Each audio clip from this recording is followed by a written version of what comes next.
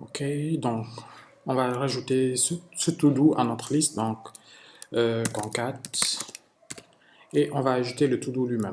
Sauf que le to-do lui-même, il est dans une liste qui vient des props. Donc this.props to-dos, et on va utiliser l'index qu'on a. Donc là, on refresh, voir ce que ça donne. Et hop, là je clique et je l'ai. Mais le problème, c'est qu'à chaque fois que la valeur est true, il le rajoute déjà à la liste. Maintenant, je dois vérifier que, ok, la valeur est true, mais le truc n'est pas dans la liste.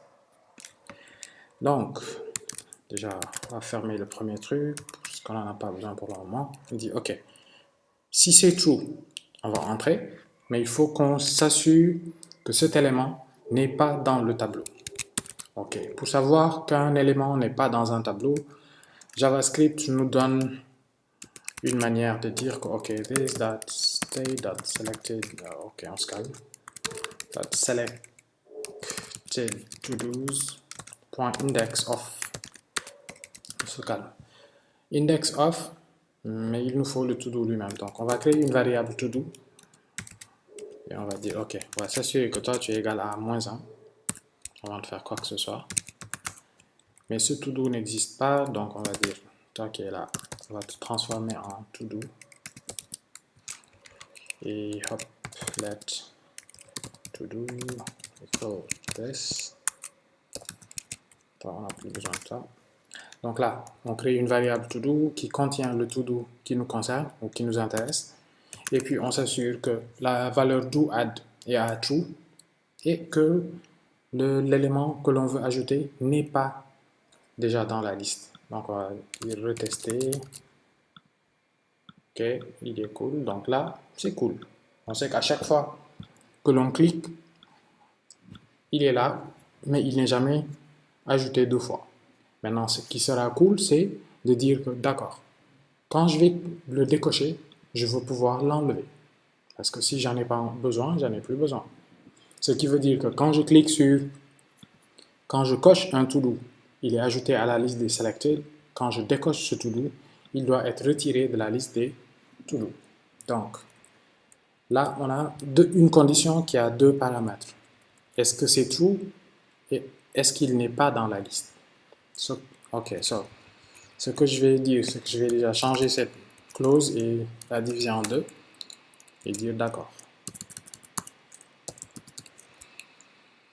On va s'assurer que 1, il n'est pas là, donc on le rajoute. Et puis, il va nous manquer, excusez-moi, j'intente ce truc. Ok. Donc là, on est ici, on ferme ce premier if. Donc, si do_add égale true, le traitement continue de fonctionner comme avant. Else, maintenant, si on a décoché, on veut retirer cet élément de notre liste. Donc, on va déjà récupérer la liste des to-dos, ou bien on va juste essayer this.state et dire d'accord, les selected to-do maintenant, selected to-dos, this.state.selected to-dos, non, selected to-dos, mais maintenant on veut dire un splice à l'index qui nous a été passé et on va enlever une seule valeur. On va revoir ce que ça donne, Hop. Je coche, il est là, je décoche, rien ne se passe. Pourquoi? Parce que quand je fais cette opération, je suis en train d'essayer de faire un truc qui n'est pas bon. Donc je vais déjà sélectionner ça et dire ma liste. Et je viens ici et je fais let list égale.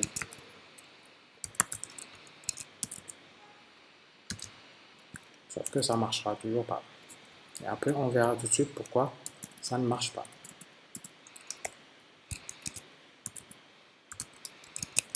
Donc là, ce qu'on pense avoir fait, c'est avoir pris la liste des to-do, Sauf que ce qu'on va faire, c'est à partir de maintenant, d'ici, que l'on va rajouter notre splice. List underscore list. Et on reteste.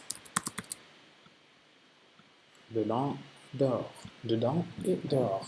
Pourquoi ça ne marchait pas tout à l'heure? Ça ne marchait pas parce qu'on essayait de muter le state directement et mettre la valeur là. Et on avait dit que React ignorait tous les événements de mutation sur le state. Donc là, ce que nous avons fait, c'est copier la selected list, la liste des to-do sélectionnés dans une variable list. Et puis on a utilisé la fonction splice de JavaScript. Splice est exécuté sur une collection et qui prend plusieurs paramètres, 2 ou 3. Mais les deux minimum et le 3 maximum. Le premier élément qu'il récupère, c'est l'index à partir duquel on veut commencer les opérations. Et puis le nombre d'éléments que l'on veut enlever ou remplacer dans cette liste. Le troisième paramètre, ça peut être l'objet par lequel on veut remplacer celui-là ou une fonction. On verra ça plus tard. Donc, nous, ce qui nous intéresse maintenant, c'est de dire, OK, on peut maintenant rajouter un élément à la liste des selected to-dos et on peut le retirer de cette liste. La dernière chose que l'on veut faire maintenant, c'est quand on a au moins un élément dans cette liste, faire afficher un bouton, on va dire traité pour le moment. Donc, on va retourner à notre render. Donc là, au lieu d'avoir tout simplement une chaîne de caractères qui dit Selected To-Dos et puis l'affiche, on aimerait bien pouvoir avoir un bouton qui va dire, disons, ce sera un bouton traité. Donc, très simple, quand on veut juste faire un truc qui marche et dire OK, traité, ça va marcher, on aura un bouton traité tout le temps là, il ne fait rien. Mais on peut dire que d'accord, cette opération, on veut qu'elle soit plus ou moins intelligente. S'il n'y a pas d'élément, ben, qu'il n'affiche rien. Et s'il y a quelque chose à afficher, qu'il affiche le bouton traité. Ce qui veut dire qu'on aura besoin d'une condition qui va dire, disons, afficher. Si oui, afficher ce bouton. Sinon, ne rien afficher. OK, et OK. Ce afficher vient d'où? On va dire qu'afficher est une constante qui dit this.state.selected_to_dos.length supérieur à 0. Donc là, OK, on se calme. J'aime d'entrer, je reviens voir. D'accord. Et là, il n'est pas très content. C'est normal qu'il ne soit pas content. C'est pas le bon endroit. Donc là, si notre liste est vide, le bouton afficher, le bouton traité ne s'affiche pas. On a des to-dos, le bouton n'est toujours pas là. Tester, le bouton n'est toujours pas là. Mais normalement, dès qu'on clique, on a le bouton to-do. Dès qu'on déclique, on n'a plus le bouton to-do. Donc là, on a à peu près fait la moitié du boulot. On a ajouté le checkbox qui nous permet maintenant de sélectionner un to-do et l'ajouter à une liste à traiter. Désélectionner ce to-do permet de le retirer de cette liste. Une fois que cette liste contient au moins un élément, un bouton traité apparaît. La dernière petite chose qui reste, c'est une fonction qui va être exécutée quand on va appeler ou quand on va cliquer sur le bouton traité. On va dire par exemple on click et ce sera this.traité. Ce sera une fonction qu'on va appeler pour le moment traité en attendant de trouver un meilleur truc. Ou bien on va dire process to-dos pour rester, disons, un peu en conformité avec les noms anglophones que nous avons donnés à nos fonctions. Process to-dos est une fonction qui ne prend pas d'argument et qui fait la chose suivante. Voilà, juste pour le moment dire console, lead to-do à traiter. Et hop, on va afficher le this.state.selected to-dos.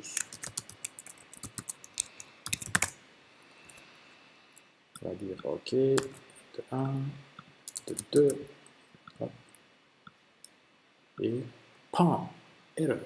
Cannot read property state of null. Pourquoi? Parce que ici, le this n'est pas le this que l'on veut. On doit encore et malheureusement préciser le scope dans lequel on veut lancer ce bouton. 1, 2 et 3. Donc là, quand on clique, on a bel et bien ce qu'il faut. Mais avant d'aller plus loin, on va régler ce problème de bind this. Très souvent, on oublie d'ajouter le bind this pendant qu'on code et que quelqu'un d'autre teste notre app ou nous-mêmes on la teste dans un autre composant et puis il y a une erreur et on ne sait pas pourquoi on a cette erreur. Ce qui est conseillé, c'est de dire ok, on ne va pas passer notre temps à rajouter les bind this, bind this, bind this. On va le faire plus haut. On va dire this dot par exemple process to do's égale this dot process to do's et on fait le bind this. Alors, oui, on a fait que le déplacer, mais tous les bindings, on les fait maintenant dans notre constructeur. Ce qui nous permet d'être sûr de ne jamais oublier de le faire. Ou en tout cas, c'est une très bonne manière de faire. Dès qu'on décide d'utiliser une fonction, on va tout simplement dire d'accord, on va faire le binding, mais on le fait tout de suite en haut. Donc, je vais utiliser add to list. Ok, ici je vais add to list aussi. Et puis il me reste toggle to do. Hop, désolé, j'ai besoin que tout soit aligné. Toggle to do, boundaries. Donc, une fois qu'on a déplacé tous nos bindings dans notre constructeur, on va juste retester et retester pour s'assurer que tout marche encore. Hop, on teste 1, on sélectionne les 2, et puis cool. Maintenant, notre bouton traité fait 50% de son boulot. Il s'exécute, il sait sur quelle liste il doit faire les traitements. Maintenant, ce qu'on doit lui dire, c'est quels sont les traitements que l'on attend de lui. Donc, on va dire, on va créer une liste temporaire qui va contenir tous nos to-dos. On va parcourir cette liste et pour chaque élément rencontré, on va plus ou moins toggle son state. Donc, on va dire list.each ou for each. On va essayer de voir ce que ça donne. Each, et puis on prend l'item. On dit item.done reçoit item.done. Et puis on va dire this dot set state selected items seront remplacés par la liste. Ok, cool. On va tester voir ce que ça donne. Marquer comme fait. Un autre qui reste à faire. Donc je sélectionne les deux et je clique sur PAN, erreur. This.each is not a function. Ok, ça, ben, je le savais. Maintenant, on va juste savoir c'est quoi la bonne manière d'utiliser. Donc t.for each. Donc là, on sait que le each, ce n'est pas pour nous. On va tout simplement utiliser le for each. La console du navigateur est un excellent moyen pour débugger du code JavaScript et surtout pour se familiariser avec l'API d'une classe ou d'un type que l'on veut utiliser. Donc là, on réessaye. 1, 2, et cette fois-ci même, on ira jusqu'à 3. 3, il n'y a pas de... Donc on va dire que seul le 2 a été marqué comme fait. Donc lui, on va déjà le marquer comme fait. Et hop, cool. Donc là, on voit bien qu'il a toggle le state de tous nos to-dos.